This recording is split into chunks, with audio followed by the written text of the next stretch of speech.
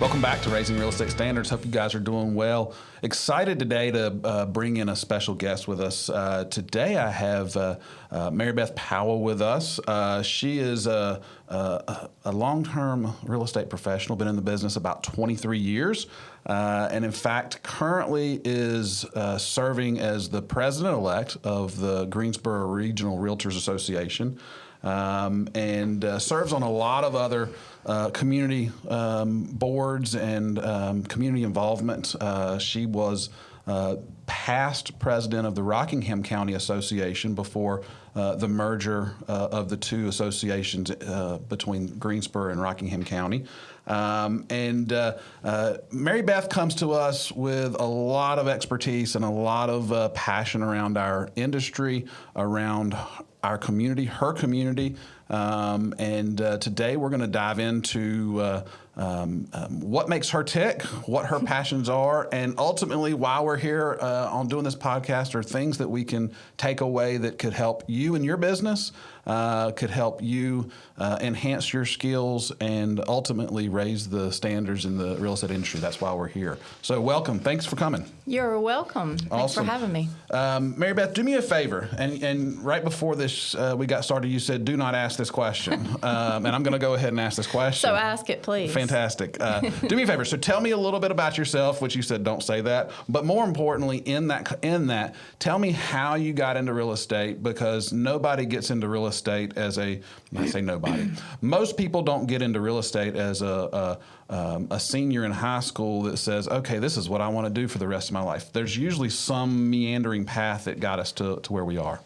Meandering, that would be a good way to put it. So I guess before I was in, I don't even know if I've told you this. No? I don't know. But before I got into real estate, I was in pharmaceutical sales, and I was gone, and I traveled, and to me it felt somewhat like an empty job, and what I love about this is what I was missing in that. And I got the most random phone call from Sam Phillips, and it was, I'm not real sure what was wrong with me at the time, but he said that he wanted to start up a real estate firm in Reidsville, Blue Sky Realty. And he said, I have not done real estate before, nor do I have any listings, nor do I have any agents, but I want you to come along. Fantastic. It's just a great business already sitting out in front of you. So it's a no-brainer why I joined him. And so obviously I like a good challenge. And so I wanted to kind of change and dive more into something that I felt like I could grow and do and not be micromanaged from up above. And so we started off with a fake listing. Is that illegal to say? No. I don't know. We started off with a fake listing, a builder that may build it. It was like literally one little house in the newspaper that could be built. Yeah. Potentially it could be built. On a piece of property that may or may not exist. So we started there, and it was a fantastic experience. And we waited for the door to open, and you know, those floor duty walk-ins, and that's how we started, and it grew and grew and grew, and here we are. Fantastic. So I'm going to backtrack. So no, I may have known, but I'm not sure I remember the pharmaceutical sales stuff. So. You know, in sales, I mean, there are general skill sets that we get, but do you find yourself leaning on anything that corporate America taught you in your pharmaceutical sales that helps you dealing in today's wild world of real estate? Yeah, I mean, sales is sales no matter where you start off or kind of what you're doing. You have to kind of be able to read the room, read your client, know what they're looking for, be respectful of their time. There were a lot of things that I learned about corporate America that it did not resonate with me as well. And I was doing great, so of course, and I loved my manager there, and he was like, "Are you crazy? Do you know how you get paid in real estate?" Because it is a great career if that's your path. But I think the thing that I do love about real estate is absolutely what's missing in that industry. And so it just was not a good fit for me. And so the people aspect of it, because, you know, it becomes very mechanical, and real estate is pretty much anything but mechanical. No doubt. Sometimes it'd be nice if it were a little easier or with a formula. And so, yeah, I had some takeaways and how to work as a team and with management and learning my product. That was a big thing, is learning my product. And so I kind of brought all that with me, but then now I get to do all the things that I missed out on in pharmaceuticals. Nice. So, we're going to bounce back and forth because that's just my brain. I'm ADHD and just all over the place. So we're going to go with it. So, in the medical stuff, but also a big part of your success, at least from my perspective, your success in the real estate business is obviously your ability to work with clients very effectively, empathize with them, understand, but then keeping them on track and keeping them, heading towards the North Star, which is what they're looking for. But as much as it is that, it's also the perception of you in the community. And I know that's important to you, and I know that's a big part of your strategy, but I also know it's just a big part of you of filling, voids within or filling your cup. And that is volunteering at various different places and kind of tying it back in a roundabout way. So you did pharmaceutical sales, and not that you did this right away, but you got back into the medical world by way of working with the local hospital, Annie Penn. Tell us a little bit about your role there. And how you got involved with that. So because I volunteer with a lot of different organizations in my community, that's really kind of a large group of leaders from different parts of our area. And we work with Moses Cone, and we work with a foundation that does a lot of fundraising for the needs of the hospital. So it's really kind of been my privilege of working with other people like myself, but not like myself.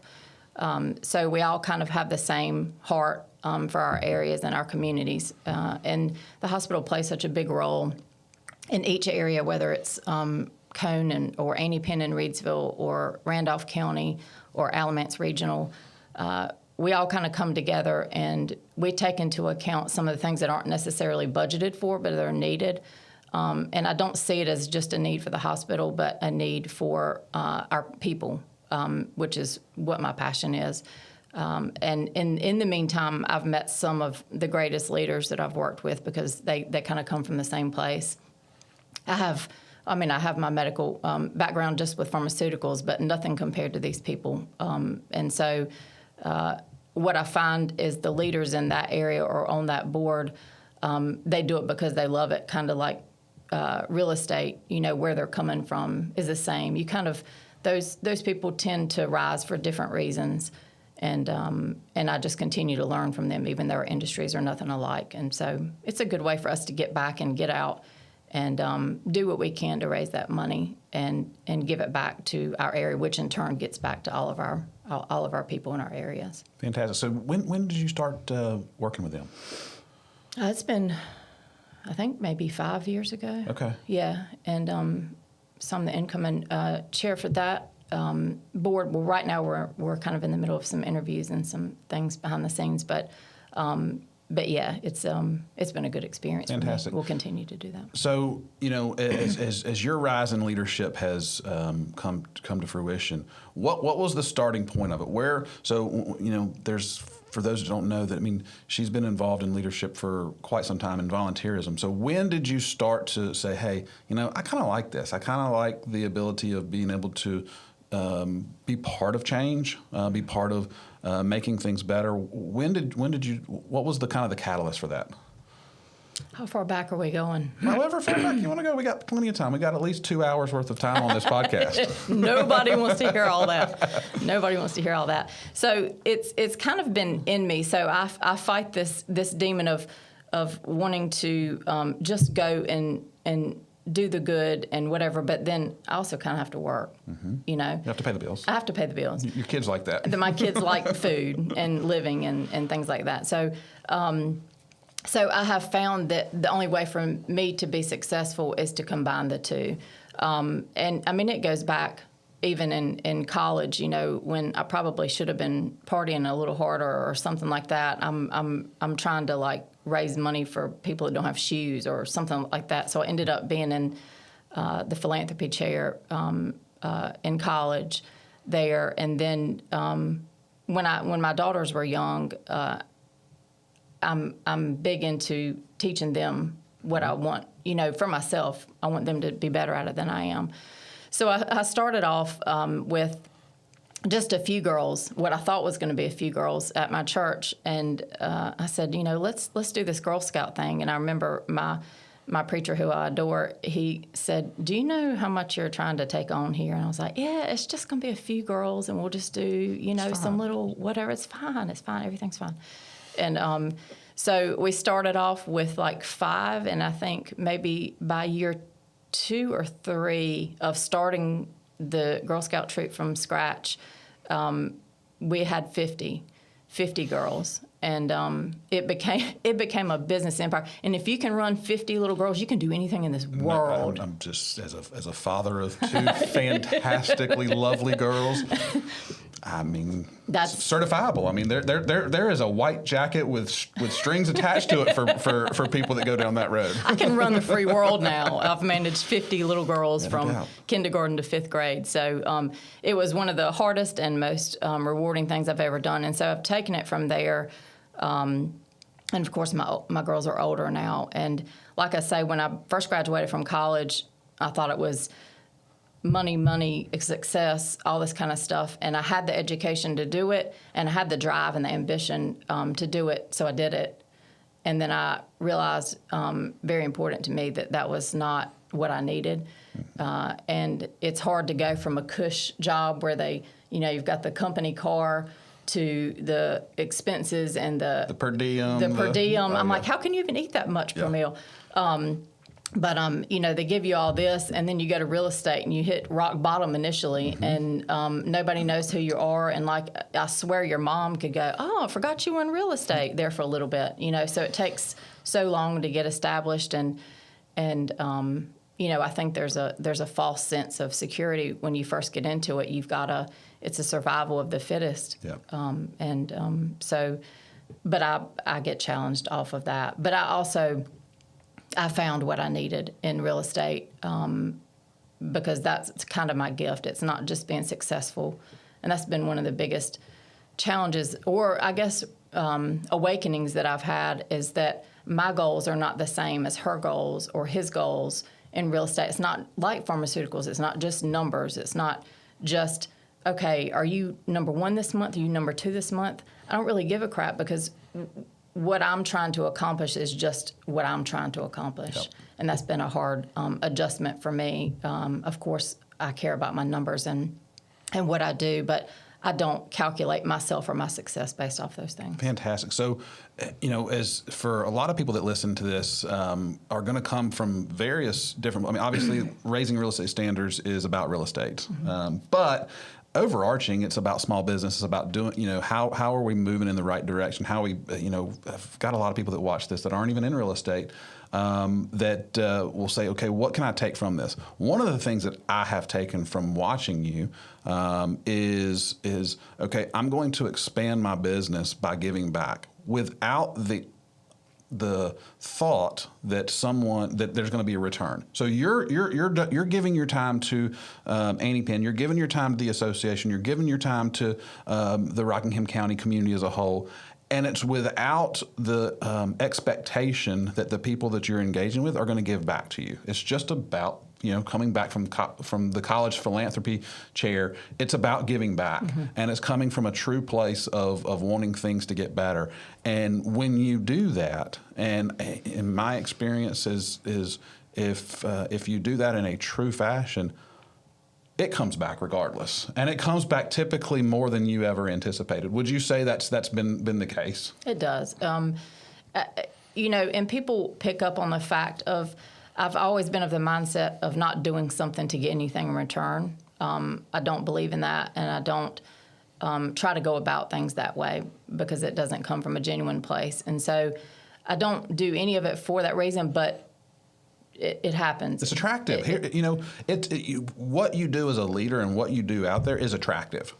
People are attracted to that, and more importantly, in the world that we live, buying and selling real estate, selling a home, let's talk about buying a home and selling a home is an extremely emotional event, and obviously one of the most stressful things. And when people see you in giving back and really caring and empathizing for things other than yourself Yeah. in a non-narcissistic way, that's attractive to a lot of people. And so ultimately, they want, to refer their mother, their sister who is going through a hard time to help them through this because they've seen you in a boardroom or in something that has exuded this professionalism and this calm about you they know that's going to be passed down. So it's really cool to watch those things to come to fruition without this narcissistic view. That is so prevalent in our industry right now, and it's very refreshing. It's very refreshing from my perspective to see that. Thank you. So let's pivot here for a second because I like to get golden nuggets and things that people can take and do. And obviously, giving back to your community, do it. Guys, if you're looking for a source of business, get out there and give back. I don't care if you have barely have 2 pennies to scratch together to do anything. Go back and give back to your community. It will come back tenfold. And oh, by the way, you will enjoy it along the way. Mm-hmm.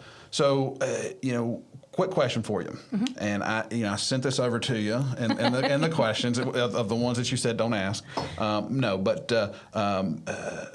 How do you balance the work-life volunteering stuff? How does that, because family is the number one most important thing for you. Yes. How are you balancing that? People probably get tired of hearing about my daughter's doing this, my daughter's doing that, but I don't really care because that's what's most important to me. But so balancing, as you know, has been my challenge over time, and it's still a work in progress.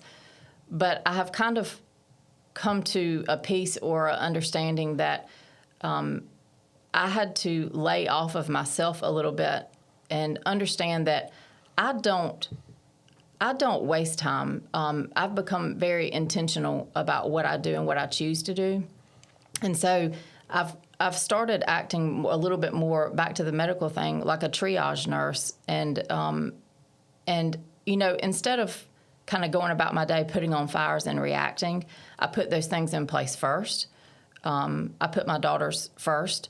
I put the immediate needs. My work is very important. My community, my obligations to GRA are very important to me because I want to be where I'm supposed to be or help where I can. So I put the things, even on a daily basis, where they have to be, I place them. Working out's important to me for my, not just physical, but mental. That's my mental break. And so those things I put just like an appointment, and it's time blocking at its core. Like if I need to eat lunch or if I need to make a phone call that I know that's going to take 20 minutes, I put it down just like an appointment, and I set an alarm in my phone. Then what I do from there is I fill in the extra spaces, because we as real estate agents, we wake up in the morning with a plan, and then you look at your day and you're like, if you let it, nothing gets checked off. No doubt.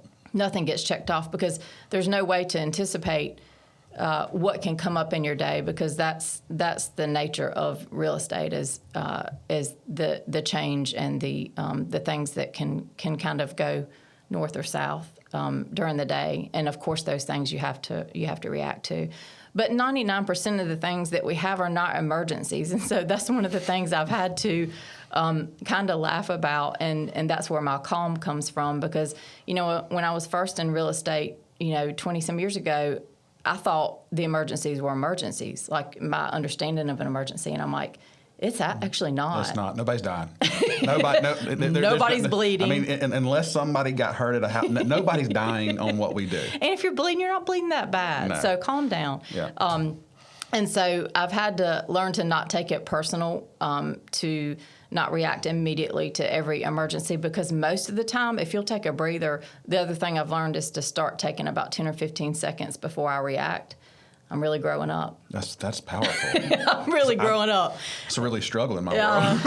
It's a struggle some days, but I've also found the same thing in real estate. If I just give it 30 minutes or 45 minutes, because I do care so much about my clients, I'm their first reaction. even if it has nothing to do with me, I'm their first call. And although I appreciate that, and it means a lot to me, I'm not always the one that can fix it, or I'm not even the appropriate person to call. And so what I've found over time is that if I let that simmer and then they take a second to think through it, by the time I call them back in 30 minutes or an hour when I finish appointments, it's already handled itself. I can't be everything to everybody all the time. And so I kind of had to, again, just kind of give myself a little bit of grace. I don't idle well anyway.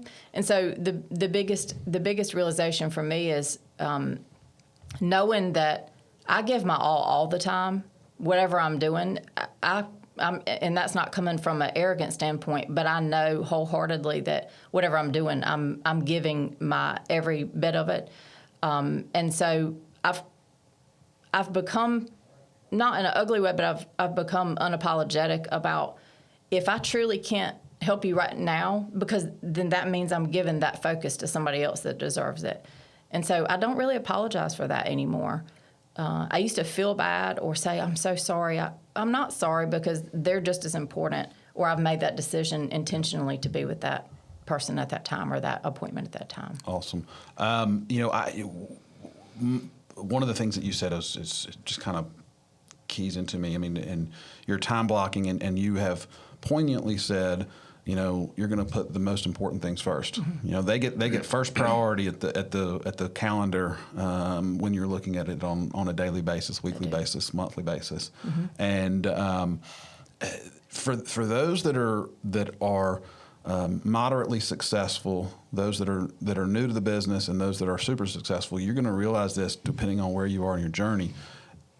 The more successful you get, the more responsibilities you get, the more items on your checklist that you're not going to get done. And that's okay. And that's okay. But what does happen is when you finally bring things into focus, and it takes time, it takes a lot of skinning your knees, bumping your head, really making some dumb mistakes, is you prioritize the most important things. And those other things become so distant of an importance, where they, at the beginning, they were so important. It was so important for me to return every single email, to return every single solitary voicemail, to talk to every salesperson that picks up the phone and calls. And you realize that those things are less important as time goes on. And ultimately, people are watching and see, okay, that's what I want to do. And again, becomes a more attractive feature. Running around like a chicken with your head cut off is not attractive. It's not attractive. And so you don't beget a lot of people having an understanding that you're going to be able to take care of them, or that their issues are not going to set your head on fire as well. If you're cool, calm, and collective, those things become non-issues. So that is fantastic. That's something that obviously we all learn in a progress. We don't learn that up front. We don't understand that. Well, it's so funny to me. Sometimes I think about it. Nobody wants their realtor talking or looking at their phone, or even their mom, or even their partner or whatever, while they're talking to you or engaging with you. But pay attention to realtors right now, and I think becomes almost a nervous thing. They'll grab their phone. Even you can't possibly have something going on all the time. So I think we put the pressure on ourselves sometimes, like, oh, maybe I should be checking, something. But there's a mental break that you need in there, because this job can work you as many hours as you'll stay awake. And so I don't feel like I'm as good as I should be for people if I'm constantly distracted. And I guess you can call it with time or getting older, but, the times when I was younger and at a soccer game and, I had somebody, couldn't get their lockbox working or whatever it is, and I'm stepping aside. That is an emergency. That is an emergency. Well, I thought it was. Right. I used to think it was. Or, you didn't initial page 3 on the whatever, and I need it now. Well, no, you don't. So give me a minute, because I'm at my daughter's soccer game. And so those things, you do look back and go, why did I even look at my phone while I was at a soccer game? And I don't anymore. It's much more important for you to yell at the refs for making a dumb call. It is much more important for me to act like I have any clue what's going on in my daughter's soccer game than to handle this minutia. No doubt. Here. So, No doubt. yeah, I've had to learn that. All right, so quick question. Yeah. Raising real estate standards. When you look at the agents as a whole, as someone that is from a 30,000 foot view, looking at people that are entering the business, been in the business for a little bit of time, and those who have been in the business for a while, what are a couple of things that, if you could just impart, you could just kind of just give to folks by osmosis, that you're just going to will it to them? What are a couple of things that they could do to get better that could not only affect them, but could affect our whole industry as a whole? Wow. Well, that's a big question. Wow. Okay, let me fix that one. So, I mean, there are a couple of things, and that's part of what kind of compels me to leadership. And there is a big bird's eye view, but there's also a much closer view. And I feel like so many times we get away from why we got into this job to begin with. And that goes for agents that have been in it much longer than I have, and then agents that have just come into it. They're at different places, but it all comes down to the same thing. Especially right now, there's a lot of noise. There's a lot of information coming at us. And so my phrase is to calm down, number one, and be relevant, because now is our time to kind of focus on the information that we need. Because, when all this noise is going around, at the end of the day, our ultimate allegiance is to our client. And they don't want to hear nor see our reaction to anything, really. That's not our job. What our job is to educate them and to stay calm and be kind about it. Because what we have to keep in mind is they don't care whether NAR is imposing new rules or changing our forms or any of the things that we see as a big deal. That's not the big deal to them. The big deal to them is that they're having to move, or they've been relocated, or they're going through a divorce, or they've lost somebody in their family. And so it is our ultimate goal to educate ourselves behind the scenes so it becomes more seamless to them, because the only thing they care about is making this as smooth and easy as possible as it can be for them. And it's our job, not their job, it's our job to understand and educate ourselves and keep our focus on our task at hand. I get embarrassed for myself because I always take for granted, or I've seen a lot of agents, and myself included, that think that that clients are in the same thing. They're worked up about the same things that we are. They're not. They have their own lives. They have their own jobs. And so the little things that I can do to show our value and to keep things as simple for them, that I've already done my homework and my job, and I share it with them, I assume sometimes they know or they understand, and they don't.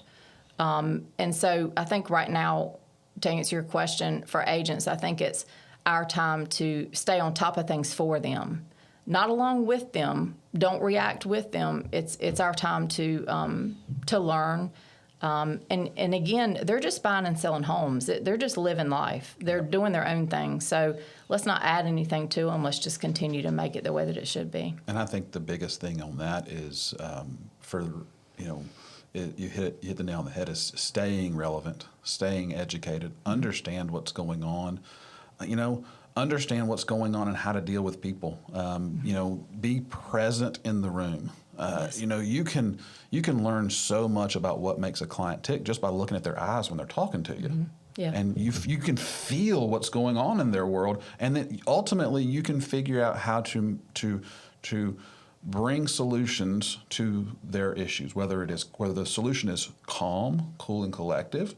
Whether it's very tactical, where you have to do this to get to there, but you can really get to know what people's needs are by just stopping, listening, mm-hmm. looking at their eyes, yeah. and understanding who they are. But it's important for us as agents, and for you guys out there, with the information coming in, with the information, when we talk, we're not talking about NAR at this podcast. I'm not putting you on that We're spot. not doing it. We're not going down there. We already talked about that. We're not going to not mention that there's some non-settled confusion in our world.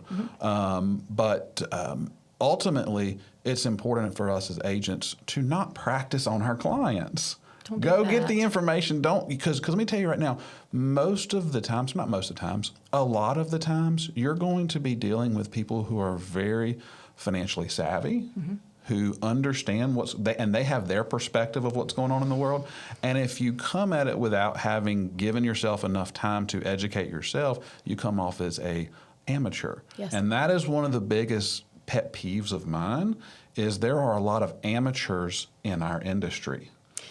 And there needs to be more professionals. There needs to be more dedication to educating yourself what's going on, forming an opinion that is thoughtful, Yes. understanding, and that you can back up with facts or reasoning, and being able to have good conversations, not that is that ultimately puts your client at ease, because, as you said before, their stresses are theirs. Their stresses are their kid that is sick, or their mom that is down their throat, or whatever it may be. Their stresses are their stresses, and our job is to de-stress something that aren't really theirs. Yeah, I totally agree. We all can do, and we all should be doing the, our homework on stats and understanding the latest.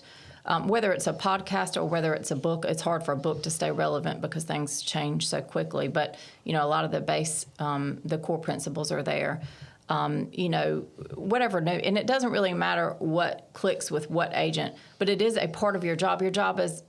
Our job is not to just be transactional, but to be knowledgeable and be relational with these clients. And we have to be able to answer the questions, and a lot of people see this as a negative thing, and this is kind of an opportunity or a checkpoint for us to do what we should have been doing all along, is the way I see it. There's not going to be much room for amateurs over the next few years, and if you feel, I feel like an amateur some days, but if you feel like that, now is your opportunity to kind of separate yourself from that, because I truly think that there are agents out there that feel that they're going to keep moving forward without any change to their business, and there definitely will be changes made, but at the same time, this is a thing where, 3 years ago it was COVID. How are we ever going to continue to sell real estate? And 5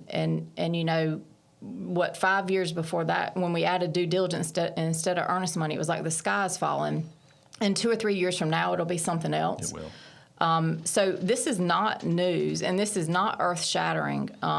We have to stay in front of it, just like we should any other time, and stay professional and be ready for the questions, because some clients trust you because you have your relationships with these people. They trust you already, but some are a little apprehensive and don't get caught with a deer in the headlights look. Know your business and be genuine. Don't say something to float their boat and make them feel good. Explain to them what's going on, and where you're coming from and what your knowledge is at this point, because we're all learning. There's no answer to the question right now. But real estate will be fine. We'll all be fine. It's just a matter of the professionals standing forward. And to that note, I think real estate's going to be fine. People are always going to need homes. I mean, if you're in the housing business or the food business, depending on how it's always going to be something that is necessary. But to key on your thing, amateurs, and I've said this before and I'll say it again, and we're in a business, professionals are going to get paid. Amateurs are going to go away. Yeah. Amateurs are going to ultimately, there's going to be a place for them, and I really do see a divergent shift, kind of very similar to the, we've again said this a lot, similar to the stock market, or not the stock market, the stock brokerage world. Yeah.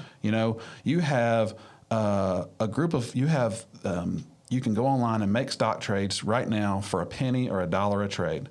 and it's very cheap. And you can go to the portals, the Charles Schwab, the Scottrades, whoever that you want to put out there. That there's a portal for you. But then you also have then your financial planners, those that know your business, that know who you are. It's a relationship game. They know what's important to you and how to make sure that is in line for you. That when you're ready to retire, that you're protected and everything.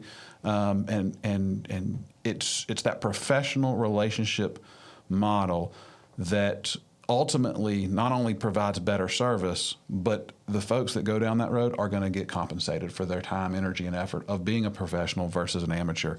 And so I can't encourage you guys enough to invest in yourself, invest in going on and listening to various different podcasts, there's so in the world we live in right now, there's enough information that anybody could, if given enough time, could become phenomenal at anything. Yeah, I agree. And so just invest in your knowledge base. As we wrap up today, one of the key things that I want to make sure that you guys key on is, take opportunities to give back to your community. Yes. It comes back tenfold. It does. Whether it's financially or emotionally or whatever, it is a phenomenal thing. Take a deep breath. Always. Calm, cool, and collective. Take that 15 seconds. Yeah. Educate yourself and be a professional. This wild world of real estate is in a time of change. So most importantly, be a sense of calm in the storm, and ultimately you're going to benefit from it. If nothing else, you will be less stressful. Exactly. Mary Beth, thank you for coming in today. You're Thank you welcome. for joining us. It's been fantastic. We appreciate all your leadership and all that you do for us and our community. So thank you. Thank you. Awesome. Thanks for Guys, having me. Y'all take care.